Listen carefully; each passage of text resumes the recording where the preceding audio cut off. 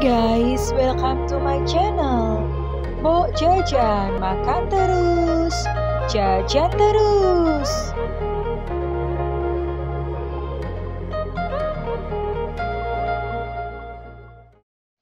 Hai guys, kali ini Mbok Jajan itu nyobain satu restoran yang unik banget di daerah Menteng, Jakarta. Namanya restoran Tugu Loro Jonggrang. Tempatnya tuh spooky gitu gimana. Semuanya serba unik dan manis ya guys. Ini suasananya mistis. Jadi dekornya atau interiornya tuh kental dengan kayak gini batik-batik. Ini nggak dijual ya guys. Semua tuh kuno-kuno, lukisannya tuh kuno-kuno. Dihiasi dengan, ini ada ruangan private VIP-nya. Nah ini waitressnya itu pakai baju-baju yang tradisional banget ya guys. Dan itu cermin-cermin besar. Itu umurnya nggak tahu deh. Pokoknya udah lama. Yang udah kuningan yang dari pokoknya dari zaman yang lama banget. I don't know kapan gitu. Dan menunya tuh disajikan dalam buku-buku yang besar banget kayak gini guys. Ini ternyata adalah milik dari Tugu Group. Salah satunya adalah Hotel Tugu yang ada di Malang yang terkenal spooky guys. Merinding. Tahu nggak, suasananya tuh mungkin sengaja dibikin kayak gitu ya. Untuk menghadirkan sensasi tradisional, mistis. Kita tuh kayak dibawa kembali ke zaman-zaman Majapahit. Ke zaman-zaman entah tahun berapa ya guys. Nah, Mbok Jajan milih menu sate ayam, batang tebu, bulu lawang. Ini kayaknya bulu lawang itu tempat asalnya ya. Terus juga sate kambing, kapuran camaram. Gak lupa Mbok Jajan pesan makanan seantero Nusantara, yaitu mendoan. Dan juga pesan nasi kapau yang asalnya dari Padang. Jadi hidangannya tuh hidangan kuliner tradisional Indonesia ya guys.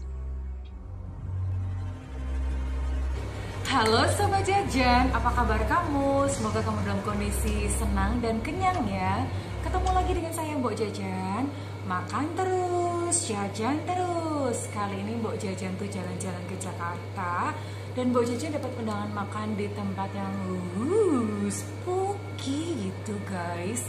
Tempatnya itu tadi udah lihat ya. Jadi yang tradisional, ada macam-macam interiornya tuh yang tempatnya tuh interior yang lawas-lawas gitu. Terus kemudian ada batik-batik gitu guys. Dan makanannya itu aneh-aneh guys.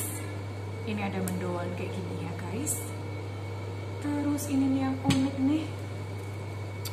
Ini sate apa tadi ya? Oh my god, ini pakai kerang berat ya guys ya. Dan Mbok Jajan langsung aja mau nyobain. Ini satenya ini pakai batang tebu. Nah ini Sobat Jajan pernah lihat yang namanya batang tebu nggak guys? Jadi ini satenya itu daging ayam. Ini mirip kayak sate Bali ya. Dicincang, terus dibikin kayak tempura gitu, dililitkan ke batang tebu guys. Terus sama dikasih sambal mata. Ini sambal matanya istimewa guys.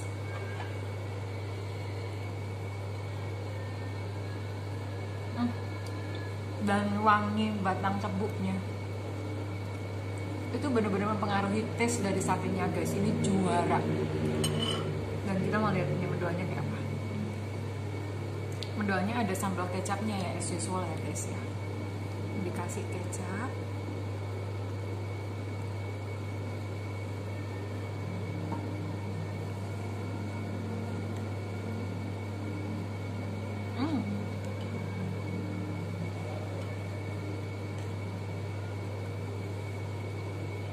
Jadi guys, ini tempatnya aja udah menarik. Dan makanannya tuh enak guys. Kamu kudu cobain. Untuk ide makanannya mengambil menu-menu dari seluruh Nusantara. Dan overall semuanya enak guys, baik nasi kapaunya, sate kambingnya, sate ayamnya. Semuanya tuh bener-bener nikmeh, delicioso, enak banget guys. Harganya cukup variatif ya. Rata-rata satu porsi itu harganya sekitar 70.000 sampai ada yang 150 ribuan guys. Sekitar segitulah range-nya kira-kira. Semua makanan ditata dengan apik, dengan manis, dan mengundang selera ya guys. Ditata dalam piring-piring yang cantik. Jadi piring-piringnya itu dibawa kayak piring-piring zaman pecinan gitu. Yang ada gambar-gambarnya indah. Terus garpu sama sendoknya tuh garpu yang terbuat dari perak, jadi berat gitu, heavy. Untuk opsi minumannya ada berbagai macam wedang-wedangan gitu yang tradisional banget guys. Tapi di sini juga menyediakan sih kalau kamu misalnya pengen minum wine atau minuman-minuman yang ada kandungan alkoholnya itu juga menyediakan di sini ya guys ya. Oh ya guys, aku mau cerita sedikit ya tentang Lara Jonggrang. Jadi, kenapa sih ambil inspirasi Roro Jonggrang? Lara Roro Jonggrang. Mungkin memang pemiliknya itu terobsesi dengan sejarah-sejarah Indonesia zaman kuno ya guys. Jadi ceritanya Lara Jonggrang itu seorang putri dari kerajaan Baka. Nah, suatu ketika mungkin karena ada perebutan wilayah gitu ya. Terjadi serangan di kerajaan Baka dari kerajaan Pengging. Ternyata kerajaan Pengging di mana di situ Bondowoso berasal itu melakukan serangan balik. Jadi sebelumnya diserang duluan oleh kerajaan Baka, lalu mereka belas dendam gitu, menyerang balik ke kerajaan Baka ya. Nah, Bondowoso membunuh Prabu Baka yang which is adalah ayahanda dari Roro Jonggrang.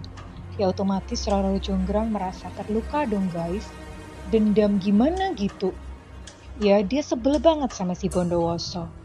Tapi guys, Bondowoso ketika dia masuk ke keraton Baka, masuk ke kerajaan, dia melihat si Roro Jonggrang ini dan hatinya tuh kepincut. Kepincut itu tertarik gitu ya.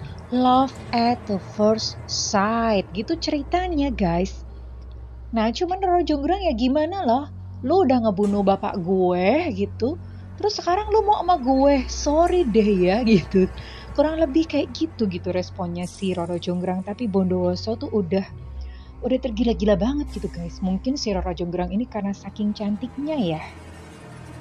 Akhirnya Roro Jonggrang menemukan cara untuk menolak Bondowoso ya gimana. Daripada ditolak mentah-mentah nanti dianya dibunuh gitu. Ya who knows karena bapaknya udah dibunuh ya. Dia takut kalau Bondowoso ini tersinggung dan lalu murka gitu guys. Akhirnya dia memberikan syarat kepada Bondowoso. Elu kalau bisa bikinin gue 1000 candi dalam waktu 1 malam, baru deh gue mau sama lu gitu kurang lebih. Ya zaman dulu nggak pakai lulu gua gitu kali ya guys. Dulu tuh mungkin pakai bosok kromo. I don't know. Singkat cerita, ya Bondowoso langsung bikinin candi dan almost hampir aja berhasil guys.